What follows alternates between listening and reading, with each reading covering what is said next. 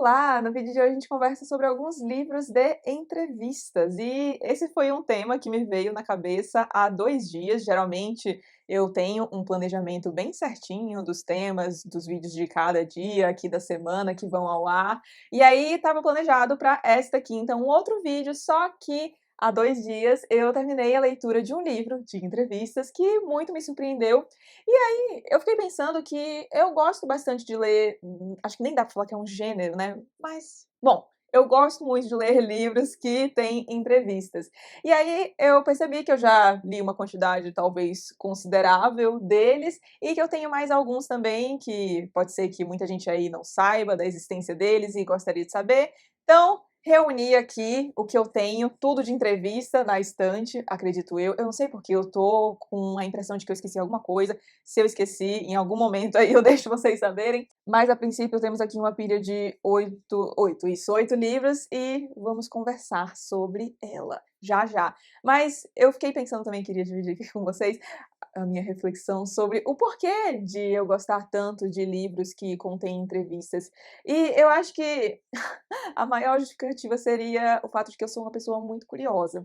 Então, quando eu leio sobre alguma pessoa que realizou feitos interessantes na vida dela, e realizações que podem ser em diferentes campos, mas aqui a gente vai ficar restringido ao campo literário, eu gosto de saber mais sobre aquela pessoa, saber mais sobre as crenças dela, sobre o que ela pensa em relação ao mundo. E às vezes eu acho que a entrevista é até uma boa porta de entrada quando há esse tipo de coisa, para a obra de um determinado autor. Isso aconteceu comigo com uma autora muito querida minha, vocês aí já devem saber que esse livro certamente vai aparecer aqui. E eu digo isso porque através da entrevista você já consegue entrar em contato com as preferências da pessoa, com a visão de mundo dela em relação a certos aspectos, e aí já dá para saber se vai ter uma afinidade em certo sentido. Inclusive, 2 dos livros que eu irei mostrar aqui são livros que envolvem alguns dos meus autores favoritos da vida e que eu considero excelentes portas de entrada para a obra desses autores. Dito isso, vamos lá então, começando com talvez o livro de entrevistas que seja mais famoso por aí, e não à toa, que na verdade são 2. Aqui a gente tem as entrevistas da Paris Review, volumes 1 e 2. Essas edições aqui saem pela Companhia das Letras, eu sei que já teve um terceiro volume também, eu vou deixar a fotinho dele aqui, e se você tem, fique sabendo que você tem um excelente item para botar no topo do seu testamento, porque o bichinho caro, tá caríssimo sendo vendido aí por um rim nos sebos, e é justamente o que tem a entrevista com Susan Sontag, mas tudo bem que eu consegui ver a entrevista online.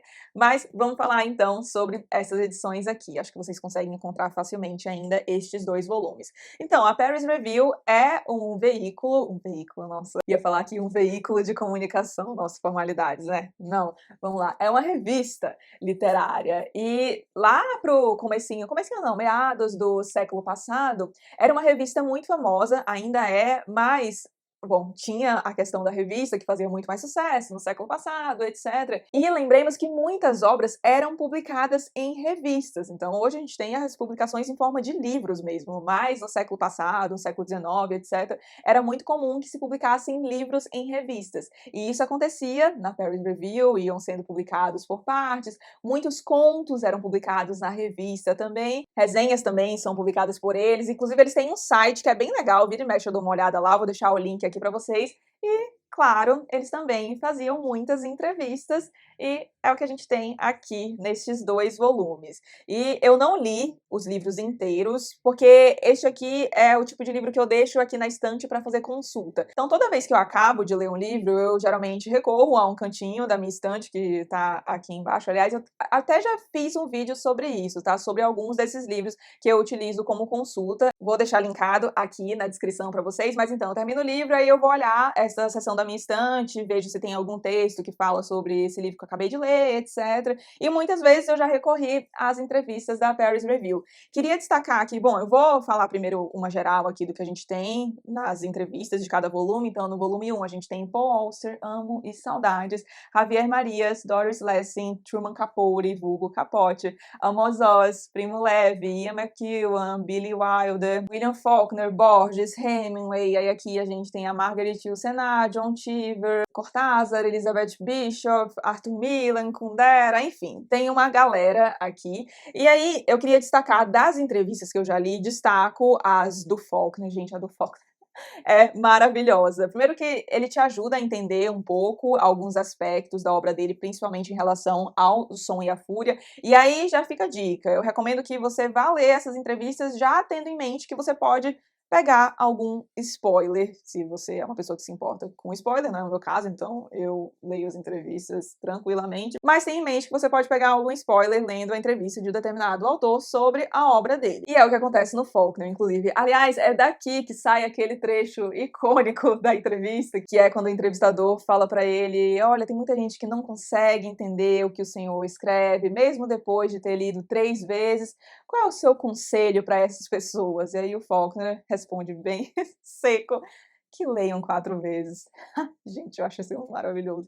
Mas a entrevista dele é muito interessante, é muito erudito. Ai, amo Faulkner.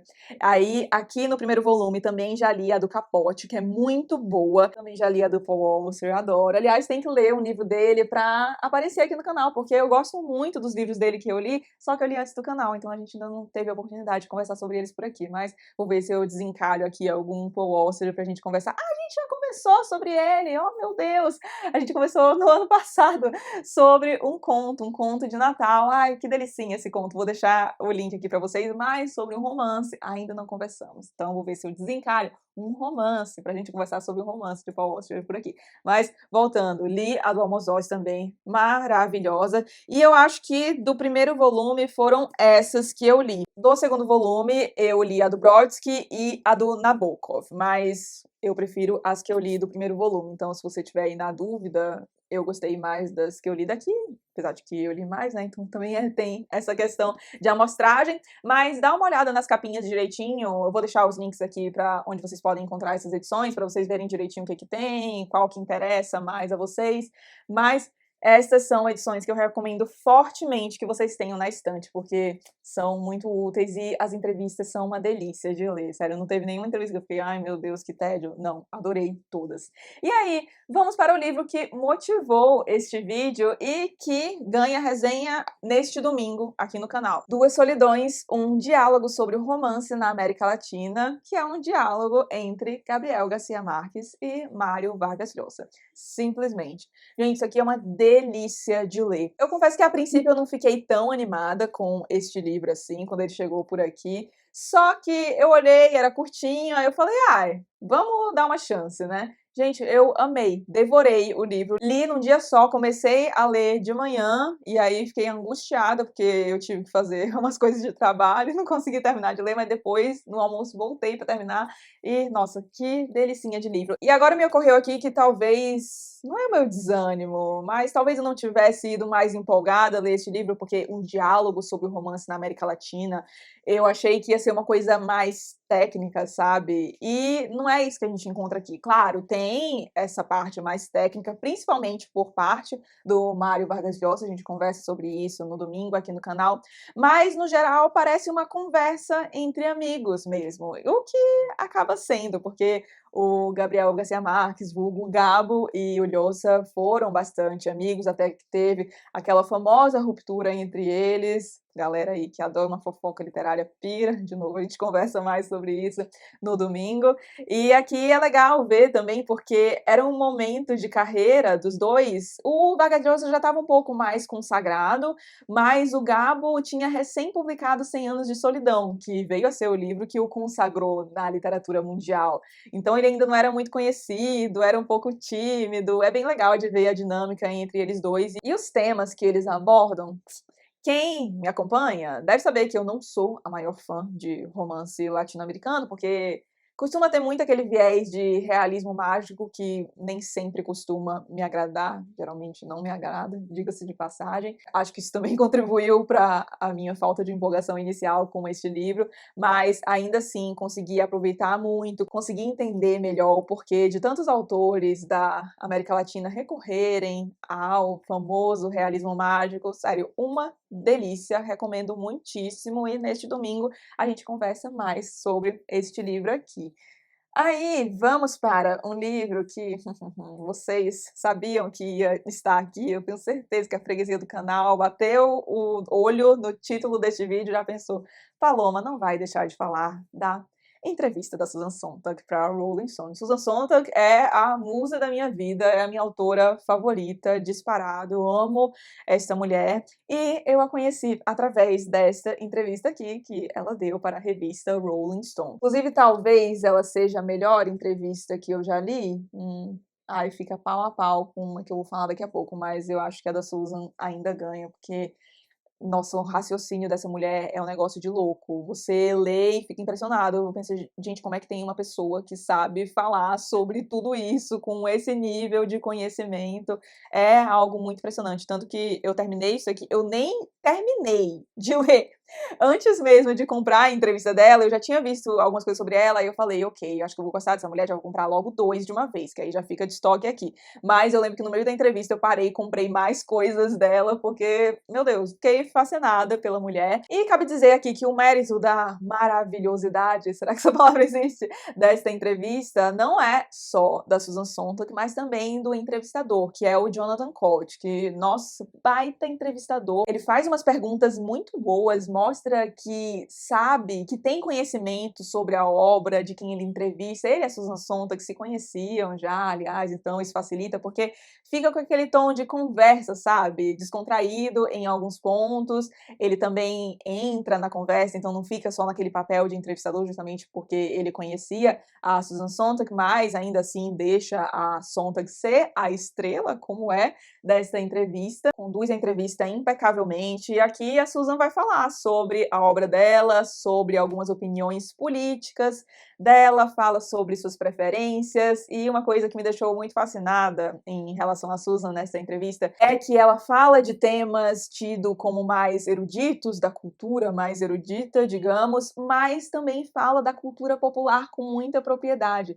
E ela tinha ciência desse tipo de movimentação que ela fazia. Inclusive, ela coloca aqui esse como sendo um dos diferenciais e talvez o ponto em que ela foi disruptiva, porque ela via as pessoas falando, por exemplo, de Bach com muita propriedade, com muita paixão, desenvolvendo ensaios em relação à música dele, mas, por exemplo, em relação a The Doors, e aqui citando um exemplo de banda que ela cita aqui, não tinha esse tipo de coisa. Então ela é a pessoa que começa a escrever ensaios eruditos sobre a cultura que era chamada de popular. E essa mulher é maravilhosa. A gente tem vários vídeos para a obra dela aqui. Eu vou deixar, tá na hora de Susan Sontag criar uma playlist, inclusive, fazer uma playlist aqui e eu deixo o link para vocês. E temos vídeo, inclusive, para esta entrevista aqui.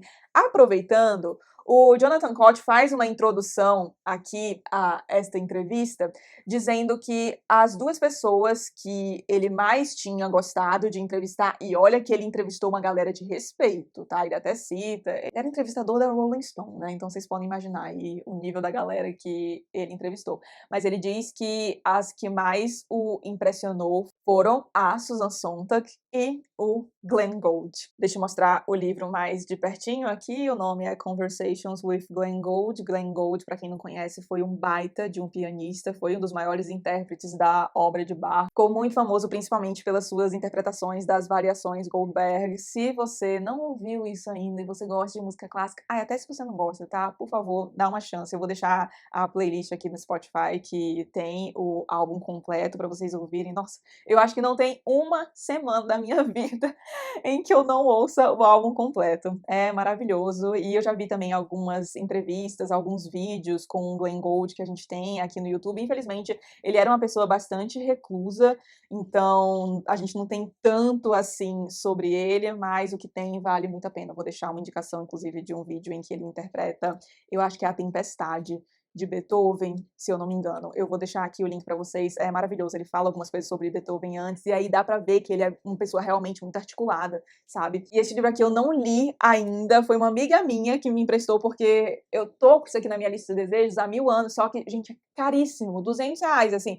o livro não é muito grande, né, então eu não tive coragem para comprar, mas uma amiga minha conseguiu importar, e aí ela me emprestou, sabe, muito obrigada, ela disse que eu podia, ela já leu, e ela disse que eu podia ficar aqui o tempo que eu quisesse, então estou levando isso ao pé da letra, porque já está aqui há uns meses, mas eu vou ler assim que eu conseguir encaixar, vocês sabem que a pilha de leituras é sempre grande aqui, né, mas fica a dica para quem é fã aí do Glenn Gould, queria ler alguma coisa sobre ele, estou aqui. Existe. É caro, mas existe. E já que eu acabei de falar de Susan Sontag, o próximo livro sobre o qual falarei aqui reúne entrevistas com um autor que eu conheci por conta da Susan Sontag, que é o Joseph Brodsky. Este aqui é o A Musa em Exílio, na verdade a capa é esta aqui, ó. A editora Aine tem esses projetos meio diferentões, né? Mas o título do livro está aqui na parte de trás, então Joseph Brodsky, A Musa em Exílio. E este livro aqui reúne 17 entrevistas com o Joseph Brodsky. O legal é que, primeiro, tem uma introdução no começo com um organizador que é bem legal, dá um panorama da vida do Brodsky. Então, se você quer ler isso aqui sem conhecê-lo, fica tranquilo que a introdução vai te apresentar bem ao Brodsky, dar algumas informações que seriam legais de você ter conhecimento antes de ler as entrevistas em si. E outra coisa bem legal dessas entrevistas é que elas abarcam um bom período da vida do Brodsky, 25 anos, se eu não me engano, porque eu acho que vai de 1970 a 1995. Então a gente consegue acompanhar uma boa parte da vida do autor, ele em diferentes momentos. Em 1970 ele ainda residia na União Soviética, o Joseph Brodsky era russo, e aí em 1995 ele já estava no exílio dele nos Estados Unidos. Sim, exílio, porque ele foi expulso da Rússia em definitivo por escrever coisas que não agradavam ao Estado. Aí ele acaba sendo expulso e acaba por se exilar nos Estados Unidos, onde ele morre. Inclusive, a última entrevista que tem aqui, que é a de 1995, acredito que aconteceu 10 semanas antes da morte dele. Então a gente pega realmente bem o fim da vida do Brodsky. E o Brodsky é uma figura muito fascinante. Ele foi Nobel de Literatura de 1987 e foi considerado o grande poeta russo do século XX. Ele escrevia em prosa, inclusive as duas resenhas que a gente tem para o Brodsky aqui no canal são de livros dele de ensaios. Dois maravilhosos, os dois foram parar nas minhas melhores leituras do ano, principalmente O Menos Que Um. Vou deixar aqui a resenha linkada para vocês. E infelizmente a gente não tem tanto dele publicado por aqui, porque ele era um poeta, tem toda essa questão da dificuldade de traduzir poesia russa, mas a mesma editora, a editora Aine, tem este livrinho aqui de poemas de Natal, poemas natalinos, eu não lembro o título, mas vocês estão vendo aqui, que eu pretendo ler neste ano para ser o nosso vídeo temático de Natal. Do ano passado foi o Conto de Natal de Ongren, do Paul Auster, e neste ano a gente vai de Joseph Brodsky, então, acredito eu. E as entrevistas são bastante irregulares, a gente vê aqui a diferença que o bom entrevistador faz, porque tem alguns entrevistadores que são bem legais, sabem fazer boas perguntas, também respeitam o Brodsky, sabe, porque tem uns que são invasivos demais. Você consegue ver pelas próprias respostas que o Brodsky dá, que ele não tá muito afim de falar sobre aquele tema, de responder as perguntas, e aí eles ficam insistindo, e aí fica aquele momento meio torta de climão chato. Mas a gente tem entrevistas muito boas aqui, inclusive ele fala bem da Susan Sontag, que uma delas eu fiquei, ai meu Deus, ai, quando um ídolo seu fala bem de outro ídolo seu, uma coisa maravilhosa, né, acho que muitos aí vão entender o sentimento. E uma coisa que é maravilhosa nessas entrevistas é que o Brodsky não tem papas na língua, ele fala mesmo, fala sobre temas polêmicos, dá declarações polêmicas, então em certos momentos lendo as entrevistas você fica mas dá pra dar umas boas risadas. Eu gosto do humor do Brodsky, é um humor um pouco mais ácido, mas eu adoro. Ah, eu falei pra vocês que eu tinha a impressão de que eu estava esquecendo de algum livro de entrevista que tinha aqui na estante, né? Pois bem, achei. Então vamos conversar sobre 9 agora. Mas vamos lá pro último que eu li da lista, que a freguesia do canal também já devia saber que ia aparecer aqui, que é o Do Que É Feita a Maçã, do Amos Oz, com Shira Haddad, importante dizer. Aliás, eu acho que este livro aqui, o Do Que É Feita a Maçã, e a entrevista da Susan Sontag, são os livros que vocês mais compraram e me marcaram em posts, stories, etc, no Instagram. Sério, é impressionante. Desde que eu falei deste livro aqui, não tem uma semana que não vem uma galera me mandar foto. Ai, comprei, obrigada pela indicação, gostei muito. Então, ó, tem o aval dos seguidores também, porque tô bem chocado com a repercussão. Vocês esgotaram o livro, inclusive, mas eu acho que já tá de volta. E falando esgotado, parece que a entrevista da Susan Sontag tá esgotada, né? Fiquei arrasada com a informação, mas eu vou ver se eu acho algum link na estante virtual e eu deixo aqui pra vocês, tá? Mas, então, vamos lá falar sobre do que é feita a maçã do Amos Oz com a Shira Haddad. A Shira Haddad foi editora do Amos Oz, e eles acabaram se tornando amigos. Então, mesmo depois da publicação de Judas, que foi o romance do Amos Oz que ela editou, eles continuam conversando bastante, e aí tem um momento em que a Shira, maravilhosa, tem a brilhante ideia de colocar um gravador entre eles. E aí eles vão conversando sobre alguns assuntos, a Shira geralmente puxa a pauta, e aí eles vão conversando, só que é o livro que mais tem tom de conversa mesmo. Tanto que a gente tem um subtítulo aqui, ó, 6 conversas sobre amor, culpa e outros prazeres, porque a gente consegue perceber que o Amos Oz é o foco, mas a Shira também vai conversando com ele, dando algumas opiniões, faz alguns contrapontos. Nossa, é interessantíssimo, especialmente porque a gente tem um homem e uma mulher, então automaticamente já implica aí algumas diferenças nas visões de mundo, e também são 2 gerações diferentes, porque o Amos Oz era bem mais velho que a Shira Haddad, então ela consegue também fazer um contraponto dessa era digital, falar para ele do que estava acontecendo, porque ele não era muito ligado em redes sociais, nem nada. Então é muito legal ver tudo isso aqui nessas conversas. Eu fiz um vídeo aqui sobre este livro me derretendo, então nem vou me estender muito mais aqui, porque a gente tem a resenha, vou deixar o link aqui para vocês. E de tudo que eu li do Amos Oz até agora, eu considero este aqui a melhor porta de entrada para a obra dele. Porque se você gostou deste livro aqui, você certamente vai gostar do livro mais famoso dele, que é o De Amor e Trevas, que já tem resenha aqui no canal, deixarei o link também para a resenha aqui na descrição do vídeo para vocês.